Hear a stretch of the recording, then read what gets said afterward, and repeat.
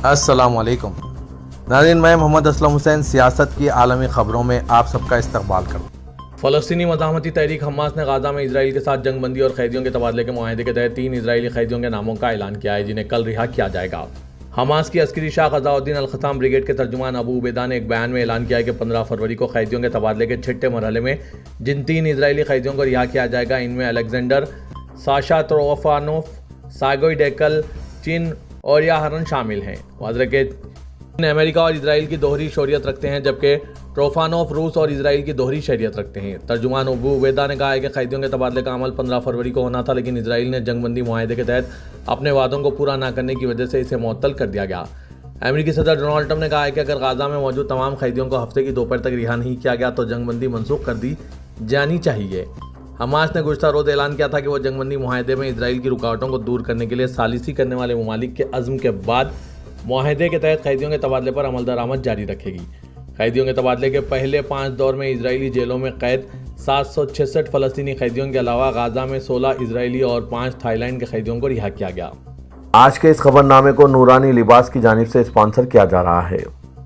نورانی لباس کی and of season cell صرف آپ کے لیے، پارٹی ویئر ہو، فیسٹو ایتھنک ویئر یا پھر ٹریڈیشنل ریگولر ویئر، سب کچھ 50% تک ڈسکاؤنٹ پر دستیاب ہے۔ 15 دسمبر سے جاری ہے ہماری اینڈ آف سیزن سیل۔ نورانی لباس، نوابی شہر کا نوابی نذرانہ، شیروانی، پٹھانی اور کرتوں کا خزانہ۔ ویٹیکن کے secretary of state cardinal Pietro Parolin نے کہا ہے کہ فلسطینی عوام کو اپنی سرزمین پر ہی رہنا چاہیے اور انہیں زبردستی بے گھر نہیں کیا جانا چاہیے۔ اٹلی اور ویٹیکن سٹی ریاست کے درمیان تعلقات کو منظم کرنے والے 1929 کے لیٹرن معاہدے کی 96ویں سالگرہ کے موقع پر روایتی طور پر ویٹیکن میں اٹالوی سفارت خانہ پیلس میں اعلیٰ سطحی سیاسی مشاورت کا انعقاد کیا گیا۔ امریکی صدر ڈونلڈ ٹرمپ کی جانب سے غزہ میں فلسطینیوں کی جبری نقل مکانی کے خیال کے بارے میں جب ویٹیکن کے سیکریٹری آف اسٹیٹ کارڈینل سے ان کی رائے کے بارے میں پوچھا گیا تو ان کا کہنا تھا کہ فلسطینی عوام کو اپنی سرزمین پر رہنا چاہیے۔ یہ ویٹیکن کے بنیادی اصولوں میں سے ایک ہے، کسی بھی طرح سے جبری نقل مکانی نہیں ہونی چاہیے۔ کارڈینل نے کہا ہے کہ ٹرمپ کی تجویز غیر منطقی ہے اور کہا کہ ہمسایہ ممالک اسے اچھی پیشکش بھی نہیں سمجھتے۔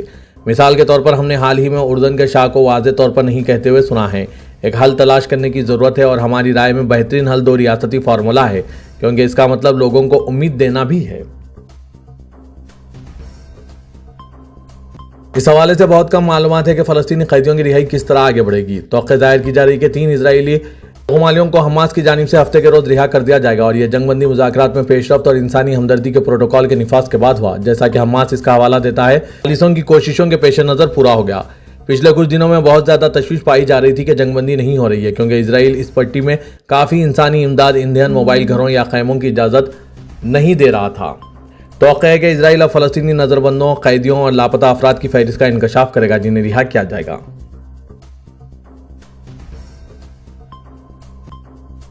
چین نے سکڑتی ہوئی آبادی کے مسئلے سے نمٹنے اور شادی کی ترغیب دلانے کے لیے نوجوان جوڑوں کو تحفے کے طور پر نقد رقم دینے کا اعلان کیا۔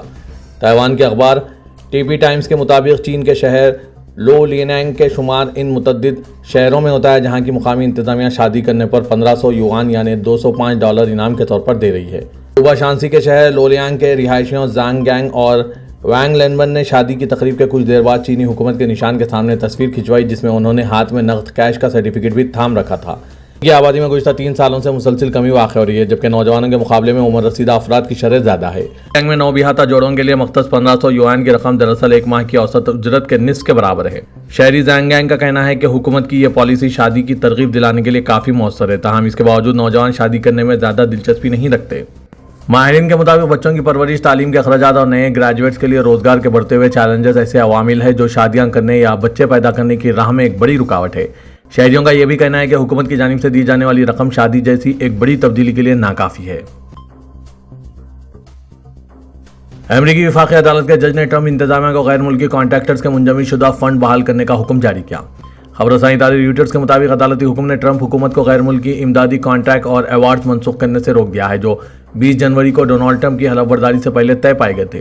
ڈسٹرکٹ آف کولمبیا کی عدالت کے جج عامر علی نے حکم نامے میں لکھا ہے کہ تمام غیر ملکی امداد کی معطلی کا بیان کردہ مقصد پروگراموں کی کارکردگی کا جائزہ لینا ہے، لیکن آج تک مدعوین نے یہ وضاحت پیش نہیں کی کہ کانگریس سے منظور کردہ امداد کو کیوں منجمد کر دیا گیا ہے، جس کی وجہ سے ملک بھر میں غیر منافع بخش تنظیموں سمیت دیگر کاروباری کمپنیوں کے ساتھ ہزاروں معاہدے منسوخ ہو گئے۔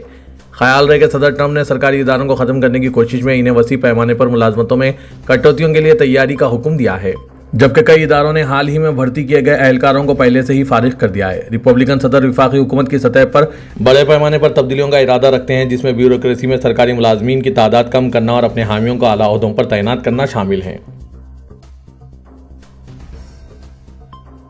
امریکی صدر ڈونلڈ ٹرمپ اور بھارتی وزیر اعظم نریندر مودی نے دونوں ممالک کے درمیان اقتصادی اور تجارتی تعلقات کو مزید گہرا کرنے کے عزم کا اظہار کیا۔ امریکی صدر ٹرمپ نے وائٹ ہاؤس میں ہندوستانی وزیر اعظم نریندر مودی کی میزبانی کی۔ ملاقات سے قبل اوول آفس میں صحافیوں سے مختصر گفتگو کرتے ہوئے دونوں رہنماؤں نے اس بات پر زور دیا کہ وہ امریکہ اور بھارت کے درمیان موجودہ اچھے تعلقات کو مزید گہرا کریں گے۔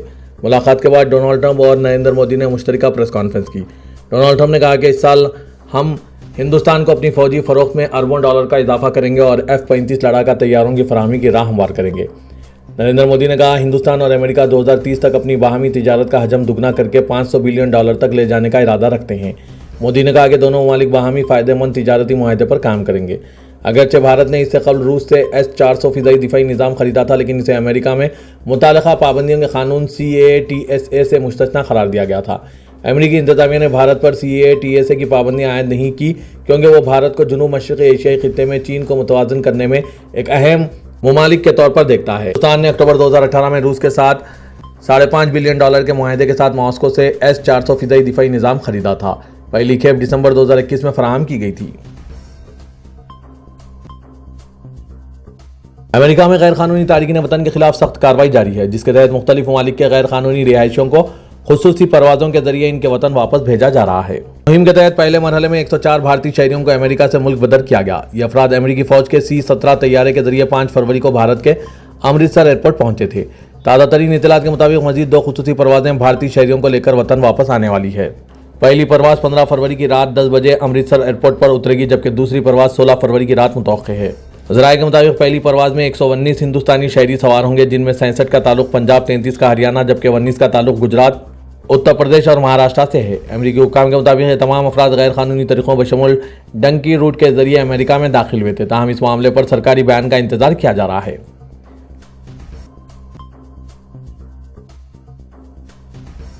امریکی وزیر خارجہ مارکو روبیو کو جرمنی لے جانے والا طیارہ میکینیکل مسائل کی وجہ سے واپس لوٹ گیا۔ امریکی محکمہ خارجہ کے ترجمان ٹیمی بروس نے روبیو کے جرمنی کے دورے کے لیے ٹیک آف کرنے والے طیارے میں خرابی کے حوالے سے بیان جاری کیا۔ بروس نے کہا کہ آج شام میونخ کے لیے روانہ ہونے طیارے میں ایک میکینیکل مسئلہ سامنے آیا، جس کی وجہ سے سیکرٹری خارجہ کو واپس لوٹنا پڑا۔ بروس نے کہا کہ طیارہ میری لینڈ میں جوائنٹ بیس اینڈریوز ایئر بیس پر واپس آ گیا۔ انہوں نے مزید کہا کہ روبیو جرمنی اور مشرق وسطی کے اپنے دورے کے لیے کسی دوسرے طیارے کے ذریعے پرواز کریں گے۔ سعودی عرب نے آج جمعے کے روز امریکی صدر ڈونلڈ ٹرمپ اور روسی صدر پوٹن کے درمیان حالیہ فون کال کا خیر مقدم کیا اور ساتھ ہی مملکت میں دونوں رہنماؤں کے درمیان سربراہ اجلاس کی میزبانی کے امکان کا بھی خیر مقدم کیا۔ وزارت خارجہ کی طرف سے جاری کردہ ایک بیان کے مطابق آج یہ بات سامنے آئی۔ بیان میں کہا گیا کہ سعودی عرب اس فون کال کی ستائش کرتا ہے جو 12 فروری 2025 کو امریکہ کے صدر ڈونلڈ ٹرمپ اور روسی فیڈریشن کے صدر پوٹن کے درمیان ہوئی۔ اس نے سعودی عرب کی کسی بھی ممکنہ سربراہ اجلاس کی میزبانی کے لیے آمادگی کا اظہار کیا اور یوکرین میں جاری جنگ کے حل کے لیے ثالثی کے لیے اپنے عزم کا اعادہ کیا۔ ولی عہد شہزادہ محمد بن سلمان نے جنگ کے آغاز سے ہی ثالثی کے لیے مملکت کی حمایت کا اعادہ کیا اور 3 مارچ 2022 کو پوٹن اور یوکرینی صدر زیلنسکی دونوں کے ساتھ الگ الگ کالوں کے دوران بات بھی کی۔ بیان میں مزید کہا گیا کہ مملکت روس اور یوکرین کے درمیان دیری پا امن کے حصول کے لیے اپنی مسلسل کوششوں کی توثیق کرتی ہے۔ گزشتہ 3 سالوں میں ریاض کے جاری سفارتی اقدامات پر زور دیا گیا ہے۔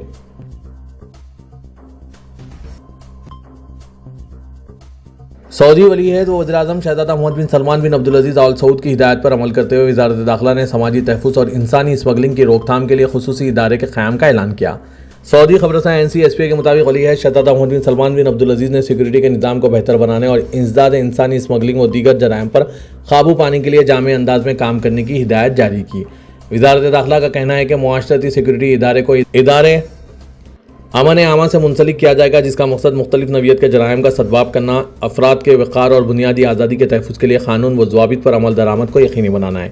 معاشرتی امن کو مستحکم بنانے کے لیے مقامی اور بین الاقوامی سطح پر متعلقہ فریقوں کے ساتھ مل کر مجرمانہ نیٹ ورکس کا مقابلہ کرنے اور معاشرے کو ان سے محفوظ رکھنے کے لیے ضوابط پر سختی سے عمل درآمد کو یقینی بنایا جائے گا۔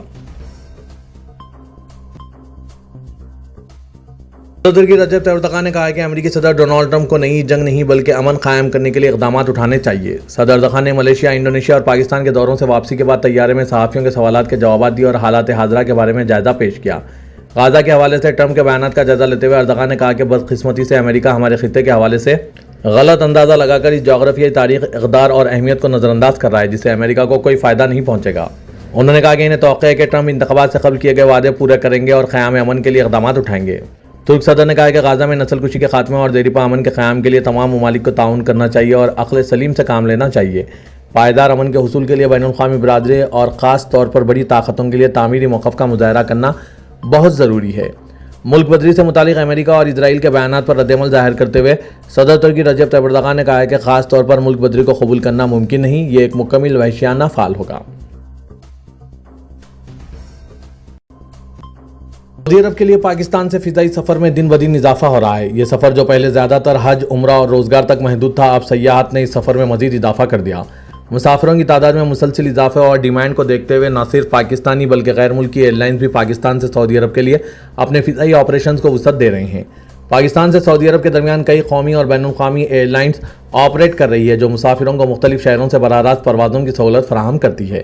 Pakistan international airline Jeddah, Riyadh, Medina اور دمام کے لیے براہ راست پروازیں آپریٹ کر رہی ہے۔ اسی طرح ایئر بلو جدہ اور ریاض کے لیے پروازیں چلا رہی ہے، جبکہ سیرین ایئر جدہ، مدینہ اور ریاض کے لیے آپریشن جاری رکھے ہوئے ہیں۔ فلائی جنہ جدہ، ریاض اور دمام کے لیے پروازیں چلا رہی ہے۔ ایئر سیال اسلام آباد سے ریاض اور دیگر سعودی شہریوں کے لیے پروازیں آپریٹ کر رہی ہے۔ پاکستان نے اسرائیلی وزیراعظم بنیامین نتنیاہو کی جانب سے فلسطینیوں کو سعودی عرب میں بسانے کے بیان کی مذمت کرتے ہوئے اسے اشتعال انگیز قرار دیا۔ آج جمعے کو ترجمان دفتر خارجہ شفقت علی خان نے صحافیوں کو ہفتہ وار بریفنگ میں اسرائیلی وزیراعظم کے حالیہ بیان کی مذمت کرتے ہوئے اسے غیر ذمہ دارانہ، اشتعال انگیز اور بلا سوچے سمجھے قرار دیا۔ انہوں نے کہا کہ یہ فلسطینی عوام کے حق خود ارادیت اور ان کی اپنی تاریخی اور قانونی سرزمین پر ایک آزاد ریاست کے جائز حقوق کی خلاف ورزی اور نظر انداز کرنے کے مترادف ہے۔ پاکستان سعودی عرب کے ساتھ یکجہتی کے ساتھ کھڑا ہے اور سعودی عرب کے غیر متزلزل موقف کو کمزور کرنے کی کوئی بھی کوشش اور فلسطینی کاز سے اس کے عزم کو غلط انداز میں پیش کرنا انتہائی افسوسناک ہے۔ ترجمان دفتر خارجہ کا کہنا تھا کہ ایران، مصر، ترکی، ملیشیا، سعودی عرب اور متحدہ عرب امارات کے ہم منصوبوں کے ساتھ ٹیلی فونک گفتگو میں نائب وزیر اعظم اور وزیر خارجہ اسحاق ڈار نے غزہ کے عوام کو بے دخل کرنے کی تجویز کو انتہائی پریشان کن اور غیر منصفانہ قرار دیا اور اس مسئلے پر غور و خوض کے لیے OIC وزراء خارجہ کا غیر معمولی اجلاس بلانے کے لیے پاکستان کی حمایت کا اظہار کیا۔ پاکستانی اداکارہ کبرا خان نے اداکار گوہر رشید سے مکہ مکرمہ میں نکاح کر لیا۔ کبرا خان نے گوہر رشید کے ساتھ اپنے نکاح کی تصدیق آج جمعے کو photo and video sharing platform فارم انسٹاگرام پر کی۔ اپنی پوسٹ میں کبرا خان نے بتایا کہ انہوں نے گوہر رشید کے ساتھ مکہ مکرمہ میں خانہ کعبہ کے سائے میں نکاح کیا ہے۔ اداکارہ نے اپنی پوسٹ میں لکھا کہ اللہ کی کرسی کے نیچے 70,000 فرشتوں کو گواہ بنا کر اللہ کی باران رحمت پر ہم پر برس رہی تھی اور ہم قبول ہے کہا۔ کبرا خان نے گوہر رشید کے ساتھ اپنی تصاویر بھی شیئر کی۔ پہلی تصویر میں دونوں میاں بیوی خانہ کعبہ کے غلاف پر ہاتھ رکھے ہوئے ہیں، جبکہ دوسری تصویر میں دونوں احرام کی حالت میں مطاف میں موجود دکھائی دے رہے ہیں۔ اس سے قبل اس جوڑے کے نکاح کا جشن بھی منایا تھا اور پاکستان میں تقریب رکھی گئی تھی، جس میں دونوں اطراف سے قریبی دوستوں اور شوبز حلقوں نے شرکت کی تھی۔